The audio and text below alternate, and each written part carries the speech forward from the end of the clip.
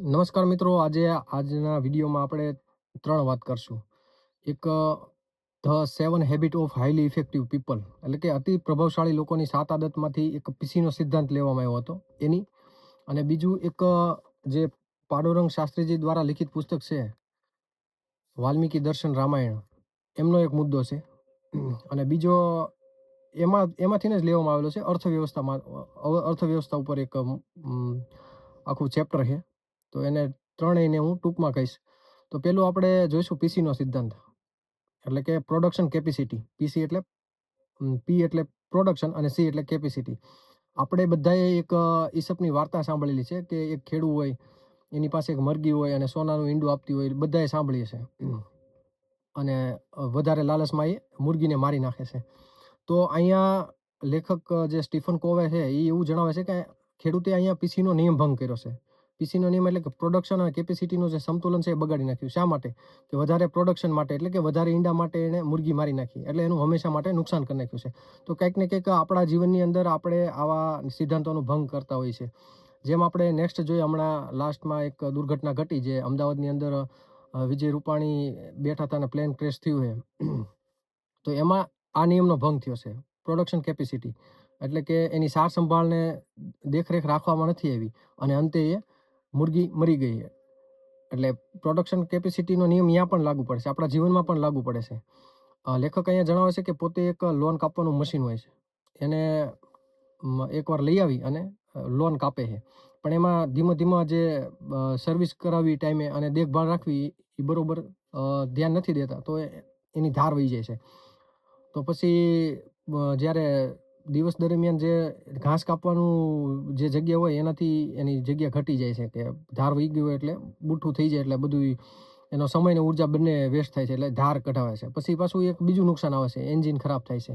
એમ ધીમે એમાં નુકસાન ઉપર નુકસાન આવતા રહેશે. તો એનું કારણ લેખક જણાવશે કે મેં પીસીના નિયમનો ભંગ કર્યો. આપણે લગ્ન જીવનનો પણ એને એક ઉદાહરણ આપ્યું હતું. લગ્ન જીવનમાં પણ આપણે આવી ભૂલ કરતા હોઈએ છીએ. કઈ રીતે?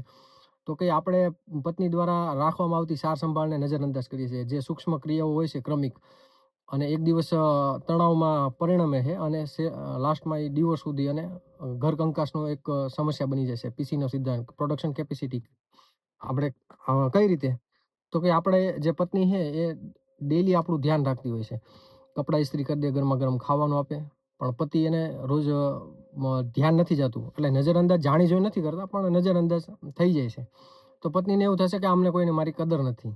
અને સમય એવી રીતે જે ડેલી જે સૂક્ષ્મ ક્રિયાઓ છે, જે પ્રેમાળ અને જે આપણા માટે કંઈ કરે છે, તો એને આપણે નજરઅંદાજ કરીએ છીએ અને અંતે રકઝક ને તણાવ અને પછી લાસ્ટમાં ઘર કંકાસનો એક બની જાય છે, ઘર કંકાસનો માહોલ બની જાય છે. તો એનું કારણ લેખક કહે છે કે પીસીના નિયમનો આપણે ભંગ કરતા હોઈએ છીએ.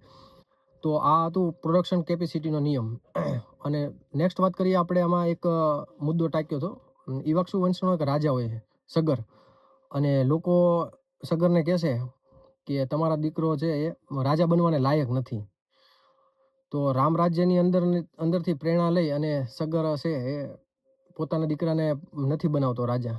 શા માટે? કારણ કે તે એક અસમંજ નામ જેવા એવા ગુણ હોય છે, જે વિકૃત માનસિકતા ધરાવતો હોય છે, અને એને જંગલમાં કાઢી મૂકે છે. તો આવા પણ લોકો હતા. તો આ ઈવાક્સુ વંશનો જે આ મુદ્દો મને સરસ લાગ્યો, એટલે તમારી સાથે શેર કર્યું. પછી નેક્સ્ટ વાત કરશું આપણે અર્થવ્યવસ્થા. જે રામકાલીનની અંદર જે અર્થવ્યવસ્થા છે એનું વર્ણન છે.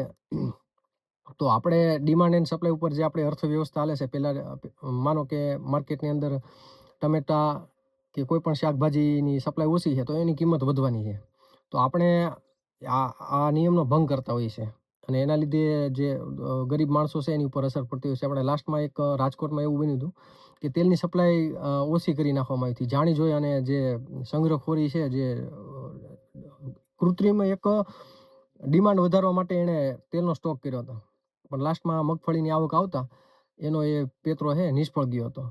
કારણ કે આપણે અર્થવ્યવસ્થાની અંદર આવી રીતે આર્થિક હિત માટે જે મોટી માછલીઓ છે એ આવા ખેલ ખેલતી હોય છે. તો આપણે અર્થવ્યવસ્થાને ડગમગાવી દે છે, અને એનો માર છે એ ગરીબ લોકોને પડે છે. તો આ 3 મુદ્દાઓ હતા કે અર્થવ્યવસ્થા ડિમાન્ડ એન્ડ સપ્લાય ઉપર હાલવી જોઈએ. પરંતુ હાલ એવું થાય છે, પહેલાં સપ્લાય વધારી દેશે ને પછી ડિમાન્ડ ક્રિએટ કરે છે કૃત્રિમ રીતે, અને એનાથી ઘણા બધા લોકોને નુકસાન થતું હોય છે.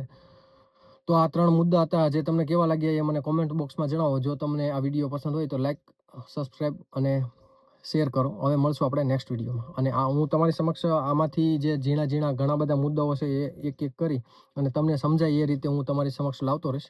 તો હવે આપણે મળશું નેક્સ્ટ વિડીયોમાં.